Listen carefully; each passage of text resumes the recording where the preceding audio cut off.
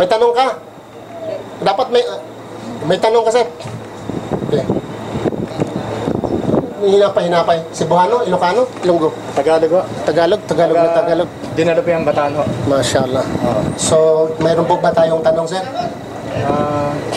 Kasi ako, born again ako eh.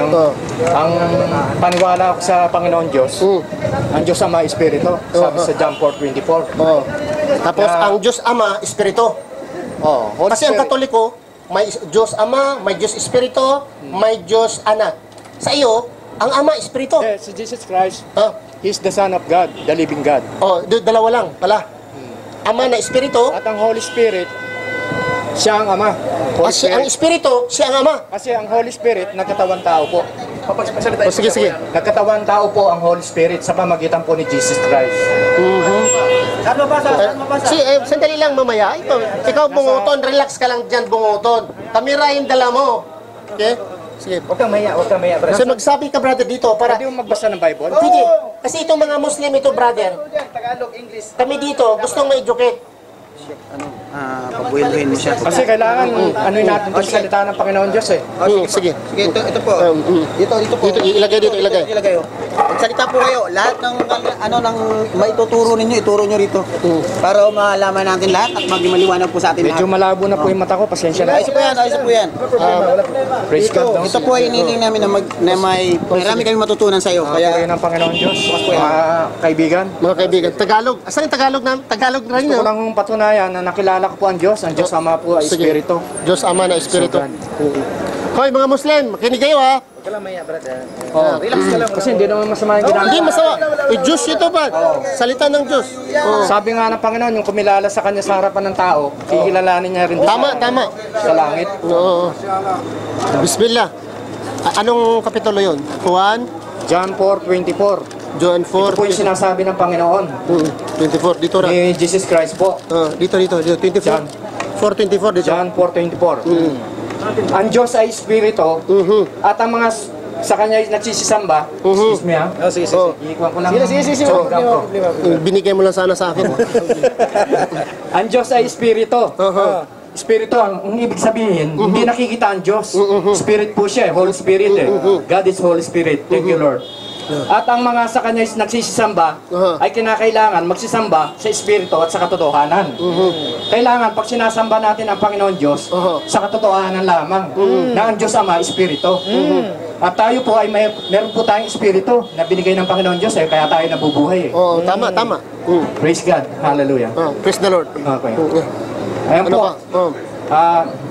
Datapot dumarating ang oras at ngayon na nga na sasambahin ng mga tunay na mananamba ang Ama sa Espiritu at sa katotohanan.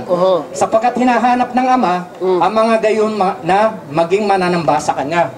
Yun po ang hinahanap ng Ama. So, wala po kayong Trinity. Ganito, Brad. Wala po kayong Trinity kung ganon. Meron po. Kasi pag sabi mong ang Ama na Espiritu, parang... kasi ang pagsabi mo ng Trinity, Brad, God, independent, omniscient, the Father. The Spirit, God omniscient, omnipotent, the Spirit. The Son also, the omniscient, the omnipotent, the Son. So kung pagsabi mo na ang Espiritu ay Ama, parang isa lang. Isa lang po eh. Ipagsabi mo. So, ano kung... Sabi nga po, teka po sabi po sa, yes Lord, Marcos 12:28. Basahin po natin. Marcos. Mga kaibigan. 12. Kailangan dito tayo umahang sa... Marcos? Marcos po. Marcos 12. 28 po. Dito, Marcos. Hindi po, 12 po. Kunya, Mateo yan eh. So, Marcos dito. Marcos. Relax ka lang, relax lang. Okay, relax. 12:28. Opo. Okay. 12:28. Ito. Yan. At lumapit. Tingnan po Ito, 28. 28 yan. 28. At lumapit ang isa sa mga iskriba. At nakarinig ng kanilang pagtatalo. Palibhasay nalalamang mabuti ang pagkasagot niya sa kanila. Ay tinanong siya, ano baga ang Pangulong utos sa lahat? Yung pinakamalagang utos po. At sumagot si Jesus, ang Pangulo ay pakinggan mo, o Israel.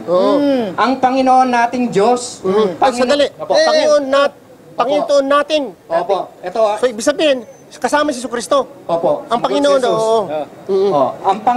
Ang Pangulo Oh. ay pakinggan mo, o Israel. Oh. Ang Panginoon nating Diyos, Oh. ang Panginoon ay iisa. Sino Iisa. nagsabi? Jesus. Si Yesu Cristo. Si Oh, Opo. Diyos. Kaya, Kasi, iisa lang po ang Panginoon Diyos po. tama. Pero si Kristo, sa dito, ni binasa mo, ibig sabihin, si Kristo ay hindi siya Diyos. Hindi siya Diyos. Sa binasa mo ngayon, Opo. nangangahulugan nga si Kristo, hindi Diyos kasi ating Diyos. Hindi na nating Diyos. Hindi man nga kaming Diyos. Nating. Ay inyong Diyos, kaming Diyos. Eh hindi. Ibig sabihin dito, sa binasa mo, si Kristo ay hindi Diyos. At sige, basahin natin ha. Nasa kalagayan po siyang tao. Dagdagan natin ha. Ibinasa mo. Okay, basahin natin. Dito sa Juan, versikulo 20. Juan, versikulo 20. Versikulo 17. 17. Okay, tingnan mo. 17, 20. 20. 20. 20, 17. Okay. 20. 20, 17. Basahin mo. Basahin. Sinabi sa kanya ni Jesus, huwag mo akong hipuin, sapagkat hindi pa ako nakakaakyat sa Ama. Ngunit pumaroon ka sa aking mga kapatid at sabihin mo sa kanila, aakyat ako sa aking Ama. At inyong Ama. Ama. At aking Diyos. Diyos. At inyong Diyos. Inyong Diyos. Aking Diyos at inyong Diyos. Sabi niya, Praise maliwanag. Ibig sabihin, si Kristo ay hindi Diyos. Very clear nga si Kristo ay hindi Diyos. Sabi niya, aking Diyos, inyong Diyos. Aking Ama. Paano mo Siya nasabing, po ang anak ng Diyos. ha? Anak po siya ng Wala Diyos. babasa. Ganito, sandali, sabihin lang natin. Okay, Brad. Nasa John 3:16 Okay, po. Brad. Yung pag anak ng Diyos, Diyos. Okay? Di ba? Dahil ang kambing, pag manganak ang kambing, kambing. Pag manganak ang kalabaw, kalabaw. Pag manganak ang tao, tao. Siyempre, pag manganak ang Diyos, ang anak niya ay Diyos. Yun bang isip mo? Yun ba ang pag-iisip mo? Hindi po. Oo. Iba ho ang anak ng Diyos. Ay Diyos. Iba ho ang anak ng Diyos at iba ang Holy Spirit ang Di, ang Ama. tanong ko, Brad, pag sabi na anak ng kambing, ang anak ng kambing, kambing. Opo. Ang anak ng tao, tao. Opo. Pag anak ng Diyos, Diyos. Yun bang isip mo? Dahil anak siya ng Diyos, si Kristo, Diyos na siya? Kasi po, ang paniwala ko sa sarili ko, Diyos. Diyos po ang Panginoon sa Nagsabi Kristo. Yung nga. Siya rin po yung... Sandali. Sandali. Siya rin po yung Kinig lang ama. kayo, makinig lang kayo. Okay. Brother, Opo. pag anak ng Diyos, Diyos siya. Opo. Kasi- Sinabi kasi dito, Brad, nasabi niya, aking Diyos, Opo. inyong Diyos. Very clear dito, nga si Kristo may Diyos, di ba ba? Opo. Okay. Nung sinasabi niya po yun, mga kapatid, nung sinasabi niya po yun, nasa kalagayan po siyang tao. Nagsabi ba siya dito? Nga nagsabi ako sa kalagayan ng tao? Halika, Brad, pag anak ng Diyos, halika. Nandito Si po David, sa- basahin mo, Salmo 2:17. Sa Santiago po eh. Kali Brada, Salmo 2, versikulo 7. Pag anak ng Diyos ay Diyos, basahin mo, Salmo. Ito mga awit, salmo to. Hindi, ang awit at Salmo mo ba? Awit? Di siguro. Salmo, awit yan. O mga sige, awit. Tagalog kasi, Bisaya ka eh. Salmo. Salmo 2:7. Salmo 2. O, basahin natin ha. Salmo Talagang bright tong bata-bata ko eh. Bismillah. 2:7. Oh. Ito, Salmo 2:7. Basahin ko, Stads. O, Sige, siya na lang. basahin mo. Pag sinabi mong anak ng Diyos, therefore Diyos, si Kristo. Basahin mo dito. Aking sasaysayin ang tungkol sa pasiya. Ito po ba Kapitulo yan? 2 yan? Kapitulo 2? Dos. Kapitulo 2, versikulo 7. Okay. Aking sasaysayan ang tungkol sa pasiya. Sinabi ng Panginoon sa akin, ikaw ay aking anak. Oh. Sino sinabihan ditong aking anak? Ha? Kanino bang kwanto? Kanang aklat ito? Salmo. Salmo. Salmo, Awit. awit. Kaninong Si aklat yan? David. Si David. Oh. Sino nagsabi na ikaw, David, ay aking anak? Sino nagsabi?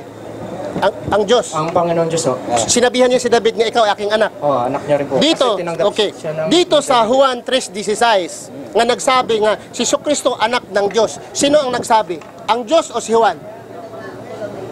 Sa Juan 3:16, sinabi, ha? For God so loved the world that He gave His only begotten Son. Begotten anak ng Diyos. Sinong nagsabi? Sa aklat Si po, Juan o ang Diyos? si John ho. Si John. Si John. Okay? Dito sa awit or salmo, Psalms. Sino ang nagsabi? Si David nga ikaw anak ng Diyos o ang Diyos mismo? Nasa na po? Sinabi, pasya sa sinabi ng Panginoon sa akin sa araw na ito ay ipinanganak. Opo. Sino nagsabi diyan? Diyos o hindi? Sinabi ng Panginoon sa akin, ikaw Ang Panginoon. ay aking anak. Opo, ang Panginoon po. Panginoon.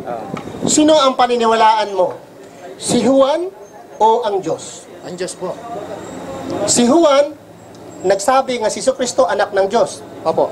Pinaniwalaan mo Opo. nga si Jesucristo anak ng Diyos. Opo.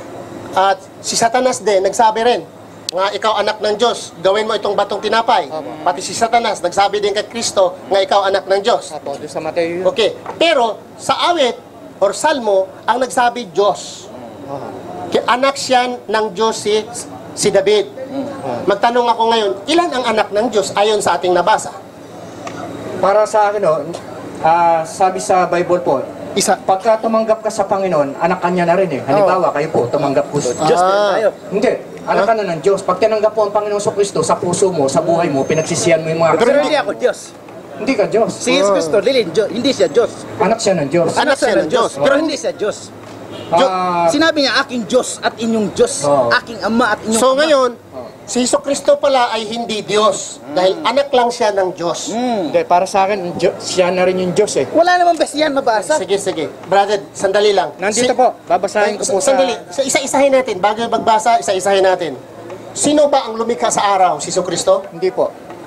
Ang Diyos. Ang Ama, ang Diyos Ama. Ang Diyos Ama. Ang makapangyarihan sa lahat. Sino? Diyos Ama. Sino pa? Ang Holy Spirit eh. Di ba ito, ganito? Diyos Ama, di ba? Opo. Diyos Anak. Diyos Espiritu Santo. Ay, Ito, Diyos na Espiritu Santo. Di ba? Holy Spirit. Tingnan mo yung kamay ko. Diyos Ama, Diyos Ama. Diyos Anak, Diyos Espiritu Santo. Tingnan, ang kamay ang tingnan. Opo. Ilan ito? Isa? Tatlo po. Tatlo. Ang Diyos mo, di ba? Isa lang. Opo, isa lang. Ulitin ko. Diyos Ama, Opo. Diyos Anak, Hindi po. Hindi po. Diyos ang anak si Kristo. Anak ng Diyos. O anak, pero Diyos siya. Pero Diyos si Kristo. Di ba? Anak siya ng Diyos, pero Para sa akin, siya na rin yung Diyos eh. siya na rin ang Diyos. Para sa iyo, ibig sabihin Diyos nga, di ba? Diyos na anak. Brother, tingnan mo mabuti. Ilan ang Diyos? Isa or tatlo? Sabi sa Bible, isa lang eh. Sabi ng isa, Kaya lang, Trinity. Trinity. Mabasa po ba sa Biblia ang salitang Trinity? May mabasa po ba sa Biblia na Trinidad? Wala, kaya lang, Sinong nagsabi nga nagtuturo ng Trinidad? Simbahan ng Romano, born again? Simbahan ng born again o ang Biblia nagsabi sa Trinity? ang Bible o nagsasabi. Basahan natin kung saan ang Trinity sa Biblia. Ang Saan po mabasa ang Trinidad sa Biblia? sa John 4:24 eh. O sige, basahin mo ang Trinity. John 4:24. Trinity. Holy Spirit eh. God John is Holy Spirit eh. 4:24. Ayan, Oh, sige. Holy Spirit. John 4:24. Ayan, basahin mo. Ang Diyos ay Espiritu at ang mga sa Kanya'y nagsisamba ay kinakailangang magsisamba sa Espiritu. Nandoon sa bag na, yung bag na itim. Bag na itim. Hindi, kasi nagkakaisa Nandun sila sa gilid. Ang Holy Spirit, tsaka ang anak Yung ng bag na Diyos, itim ba, yung si Jesus bilog? Christ. Di ba ano yung sinabi ni Iso Cristo? Kunin mo. Na sabi niya, ako'y aakyat sa aking Ama na inyong Ama. Nasa kalagayan sa Tao. tao. Tao. Oo. Sabi ba ni Iso Cristo Matthew chapter 15 verse 9. Basahin natin. Akin na. Para ano ka. Ito, Matthew chapter 15 verse 9. Biblia to. Oo. Ha? Sabi hindi ako nakikipagdebate. Hindi. Okay pala kasi naghanap tayo ng katotohanan eh. Kaya nga kami nag-Muslim eh. Sa atin lang Oo, kaya nga kami Yung nag-Muslim. bag na itim. Okay, tapo. Akin na.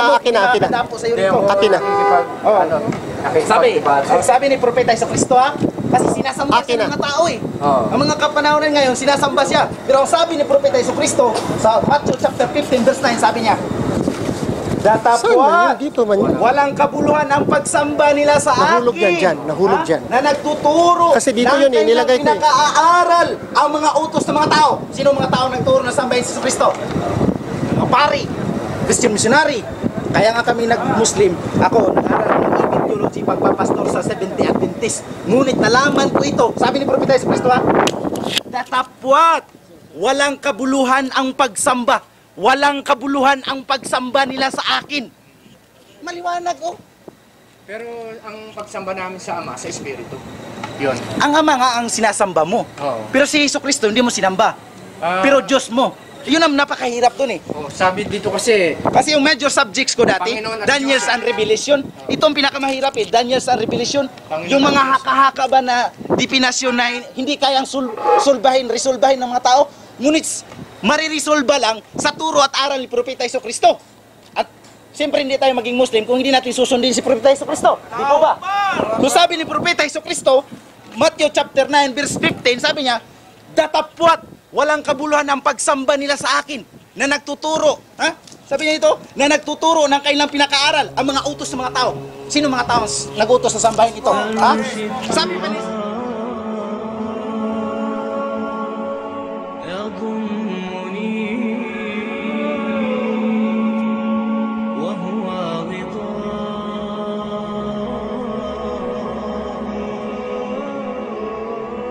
حول الرمال تلفني